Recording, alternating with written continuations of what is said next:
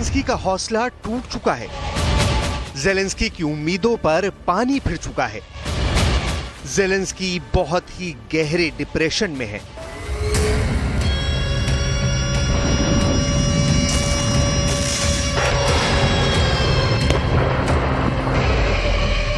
क्योंकि अब पुतिन को बहुत बड़ा मौका मिल गया है और पुतिन ने ऐसी एयर स्ट्राइक का प्लान बनाया है जो बखमुत में आखिरी अटैक के साथ कीव पर बहुत बड़े हमले की शुरुआत कहा जा सकता है।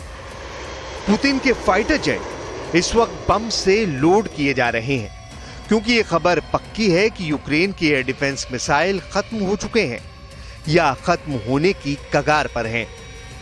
ज़ेलेंस्की का मिसाइल गोदाम के बाहर आउट ऑफ स्टॉक का बोर्ड लग चुका है, यानी गोदाम में अब मिसाइल खत्म हो चुके हैं।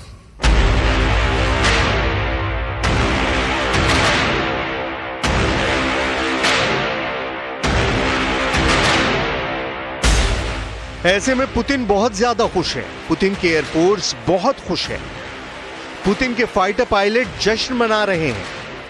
पुतिन के लड़ाकू विमान अब यूक्रेन के मिशन के लिए पूरी तरह तैयार कर दिए गए हैं क्योंकि ज़ेलेंस्की की एयर डिफेंस मिसाइल खत्म हो चुकी है। इसका मतलब है कि ज़ेलेंस्की अब पुतिन के फाइटर जेट को नहीं मार पाएंगे, यानी पुतिन अब खुल्लम खुल्ला पूरी आजादी के साथ यूक्रेन पर हवाई बमबारी कर पाएंगे। यूक्रेन के पास एयर डिफेंस मिसाइल खत्म हो जाएगी, ये बात लीक हुए पेंटागन के सीक्रेट डॉक्यूमेंट पे बताई गई थी और साथ में ये भी कि अप्रैल खत्म होते होते ज़ेलेंस्की के सामने सरेंडर करने का खतरा खड़ा हो जाएगा। ऐसे में क्या ज़ेलेंस्की हथियार डालेंगे और सरेंडर कर देंगे?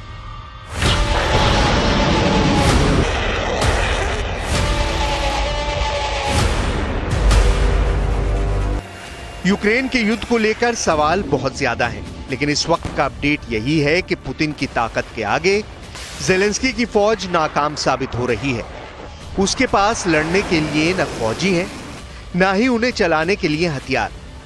पोलैंड जर्मनी की इजाजत लेकर यूक्रेन को 5 मिग-29 फाइटर जेट सप्लाई कर रहा है। ये उन 22 विमानों का हिस्सा है जो जर्मनी ने पोलैंड को 2003 में बेचे थे। लेकिन दूसरा सच ये है कि यूक्रेन के पास इन विमानों को उड़ाने के लिए पायलट ही नहीं है। लेकिन सबसे बड़ा खतरा विमानों की कमी और पायलट ना होने का नहीं है, बल्कि वो एयर डिफेंस मिसाइल हैं जो ज़ेलेंस्की के पास करीब करीब खत्म हो चुकी हैं और इसके बिना वो रूस के फाइटर जेट्स को नहीं रोक पाएंगे। ना ही पुतिन की क्रूज मिसाइलों को गिराना उनके लिए मुमकिन होगा, ना ही ज़ेलेंस्की पुतिन के आत्मघाती ड्रोन जैसे कि ईरान से सप्लाई किया गया शाहिद 136 पर काबू पाया जा सकेगा। अब ज़ेलेंस्की के गोदाम पर अमेरिका के रक्षा मंत्रालय की वो रिपोर्ट देखिए जो लीक हो चुकी है। इस रिपोर्ट में बताया गया है कि ज़ेलेंस्की के गोदाम में मिसाइलें खत्म हो रही हैं। ज़ेलेंस्की कैलेंडर देख रहे हैं और 2 मई की तारीख पर आकर उनकी निगाहें टिक जाती हैं क्योंकि यही दिन है जब उनके पास आखिरी मिसाइल बचेगी।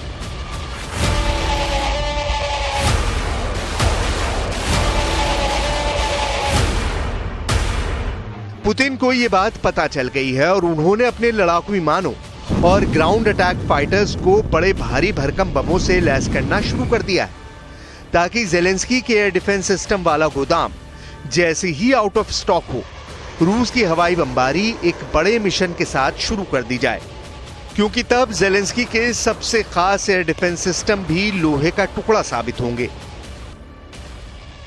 अभी यूक्रेन के पास सोवियत दौर का बुक एयर डिफेंस सिस्टम है, साथ में S-300 भी है और ये दोनों उसके एयर डिफेंस सिस्टम का करीब 90% हिस्सा है। बुक एयर डिफेंस सिस्टम की रेंज 45 किलोमीटर है, जबकि S-300 150 किलोमीटर तक विमानों को 20,000 फीट की ऊंचाई तक टारगेट बनाता है। लेकिन अब ये दोनों एयर डिफेंस 10 दिन से ज्यादा रूस के विमानों को नहीं रोक पाएंगे। अमेरिका से सप्लाई किया गया नेस्मस और साथ में जर्मनी का आइरिस-T एयर डिफेंस सिस्टम ज्यादा तादाद में है नहीं और ज़ेलेंस्की ने उन्हें खास कैपिटल कीव की हिफाजत के लिए तैनात किया हुआ है। यही वजह है कि पुतिन की एयरफोर्स का हौसला बहुत ज्यादा बढ़ गया है अभी तक यह आसान नहीं था, क्योंकि यूक्रेन ने रूस के लड़ाकू विमानों को बहुत नुकसान पहुंचाया है।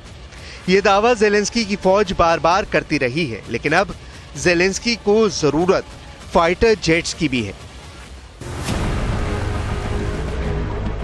लेकिन ज़ेलेंस्की को फाइटर जेट्स मिल भी जाएं तो वो फाइटर पायलट कहां से लाएंगे? यूक्रेन के पास 4 तरह के फाइटर रहे हैं: मिग-29, सुखोई 24, सुखोई 25 और सुखोई 27। ये सभी सोवियत संघ के दौरान बनाए गए विमान हैं, जो या तो युद्ध में करीब करीब खत्म हो चुके हैं या चुनिंदा ही बचे हैं। इसलिए ज़ेलेंस्की लगातार फाइटर जेट की मांग कर रहे हैं। सवाल है कि अगर ज़ेलेंस्की को जहाज मिल भी जाएं, तो उनको उड़ाएगा कौन? क्योंकि पुतिन के हमले में यूक्रेन की वायुसेना के बेहतरीन और अनुभवी पायलट भी मारे जा चुके हैं। अब उनके पास बहुत ही यंग यानी नए पायलट ही बचे हैं, जिनको ज्यादा अनुभव नहीं है। और अगर ज़ेलेंस्की को नेटो से नए नए जहाज मिले भी, तो वो पश्चिमी टेक्नोलॉजी वाले होंगे और उन पर ज़ेलेंस्की के लिए ट्रेनिंग देना भी मुश्किल हो जाएगा। इसलिए ज़ेलेंस्की के सामने यूक्रेन की एयर पावर को खड़ा करने के लिए 3 बड़े चैलेंज हैं। पहला, यूक्रेन को नेटो से लड़ाकू विमान मिलने चाहिए ताकि रूस को काउंटर कर सके। दूसरा, विमान उड़ाने के लिए फाइटर पायलट चाहिए, क्योंकि पायलट के बिना विमान किस काम का। तीसरा, पायलट को तैयार करने के लिए वक्त यानी उनको ट्रेनिंग देने के लिए कम से कम 6 महीने चाहिए। इसमें 3 महीने उड़ाने की ट्रेनिंग और अगले 3 महीने उसे उड़ाकर बमबारी या लड़ने की ट्रेनिंग शामिल है।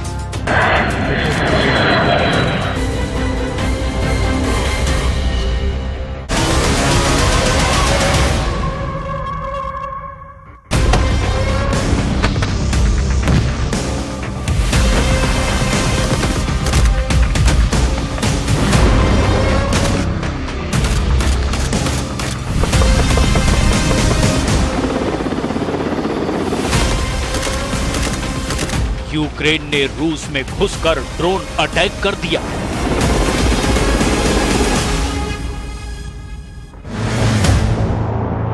अब पुतिन किसी भी वक्त ज़ेलेंस्की से बदला ले सकते हैं।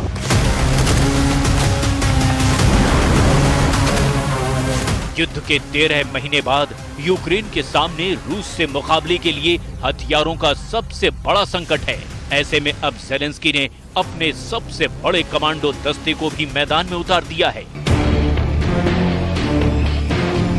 इसके जवाब में पुतिन ने भी अपने खतरनाक मरीन कमांडो को जंग के मैदान में उतारने का इशारा कर दिया है।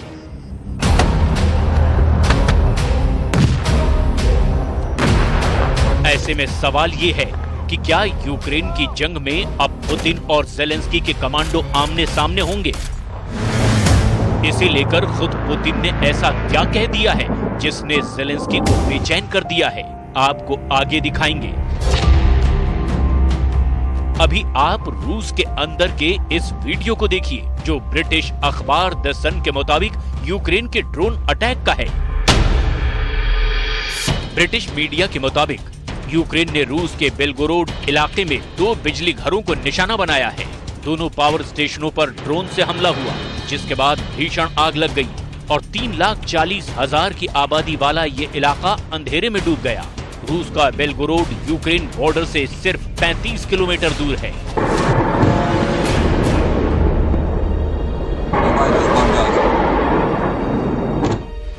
बेलगोरोड में यूक्रेन की तरफ से अक्सर ड्रोन हमले होते रहते हैं, लेकिन उस रफ्तार से नहीं जैसे रूस कीव को ड्रोन से निशाना बनाता है। फिलहाल रूस के 2 बिजली घरों पर ड्रोन हमले के बाद यूक्रेन के intelligence chief major general Kyrylo Budanov ने बड़ा दावा किया है। उनके मुताबिक रूस के बिजली घरों पर यह हमला कोई हादसा नहीं, बल्कि रूस इस तरह से लगातार जल रहा है। इस ड्रोन हमले को बखमुत में रूस के कहर का जवाब भी माना जा रहा है, जिसे पुतिन की सेना ने बारूदी हमले में पूरी तरह से बर्बाद कर दिया है।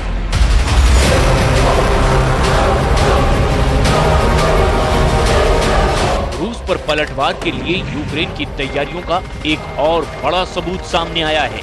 ये ज़ेलेंस्की का सबसे खतरनाक कमांडो दस्ता DOZOR है।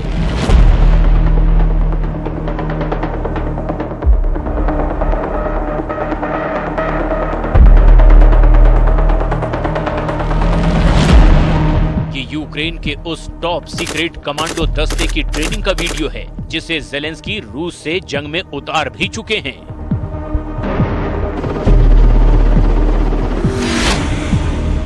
DOZOR यूक्रेन का एलीट बॉर्डर फोर्स है जिसमें यूक्रेन के सबसे जांबाज जवान शामिल हैं।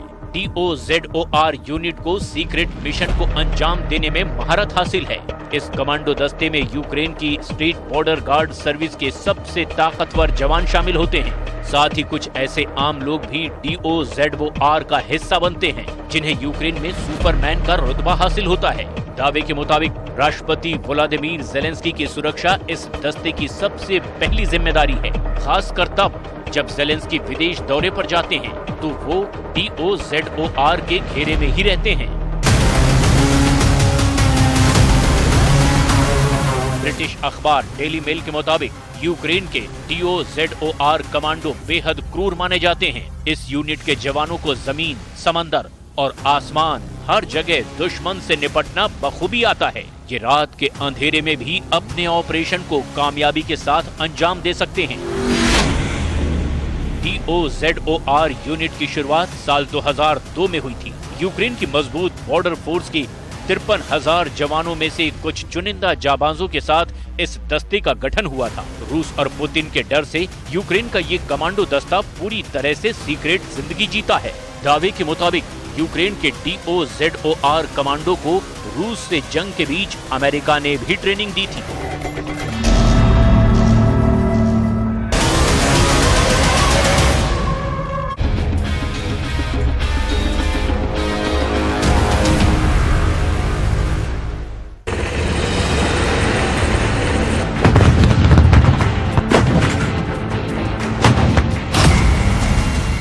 सेंट्रल इंटेलिजेंस एजेंसी यानी CIA ने किया है बहुत बड़ा दावा। क्लासिफाइड फाइल्स में हंगरी के पलट जाने की रिपोर्ट छपी है।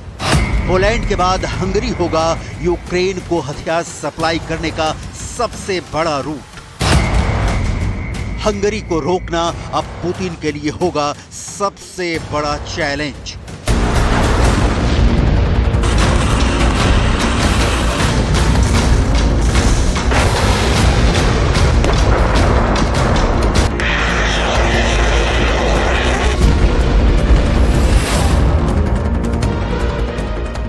महायुद्ध के कैलेंडर में फैसले की तारीख आने के पहले बहुत बड़ा मोड़ आ गया है। रूस के राष्ट्रपति व्लादिमीर पुतिन, जिसे अब तक अपना मित्र मानते थे, उसने धोखा दे दिया है। चोट ऐसी है कि अब अपने मिसाइलों का मुंह पुतिन को इस दोस्त की तरफ करना होगा।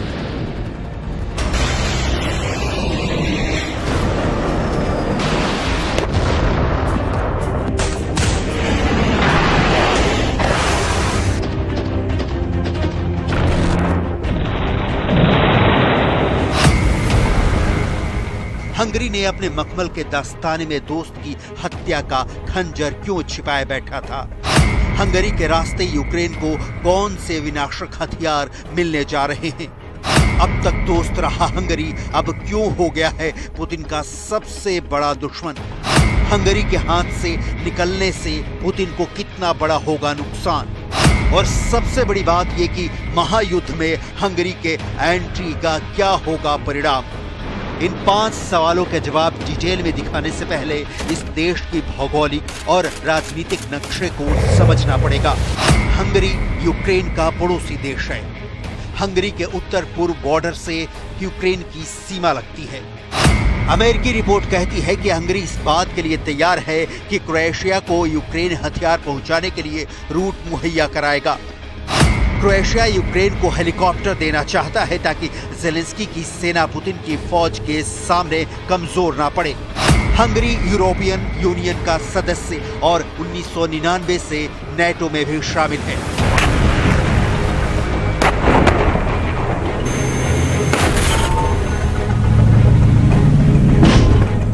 बावजूद इस तथ्य के हंगरी अब तक रूस का साथ देता रहा है।